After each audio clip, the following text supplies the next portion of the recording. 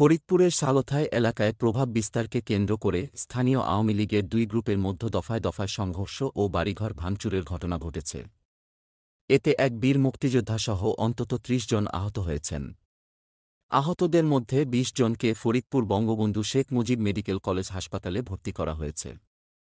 ১৩ April বিকেল থেকে সন্ধ্যা পর্যন্ত উপজেলার মাঝারদিয়া ইউনিয়নের মাঝারদিয়া গ্রামে এ ঘটনা ঘটে।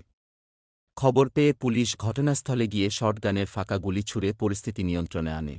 প্রত্যক্ষদর্শী ও স্থানীয়রা জানান, মাঝারদিয়া গ্রামে এলাকায় প্রভাব বিস্তার নিয়ে উপজেলা আওয়ামী লীগের সহসভাপতি সাবেক ইউপি চেয়ারম্যান হাবিবুর রহমানের সঙ্গে উপজেলা আওয়ামী লীগের আরেক সহসভাপতি ও একই ইউপির সাবেক ইউপি চেয়ারম্যান মোহাম্মদ শাহিদুজ্জামান ওরফে শাহিদের বিরোধ চলে আসছিল। ওই দুই গ্রুপের মধ্যে চলমান বিরোধের জেরে শনিবার বিকেলে উভয় গ্রুপের কয়েকশো লোক দেশীয় অস্ত্র ঢালো, কাতরা, ভেলা ও টেটা নিয়ে সংঘর্ষে জড়িয়ে পড়েন। সূত্র ঢাকা পোস্ট ১৪ এপ্রিল।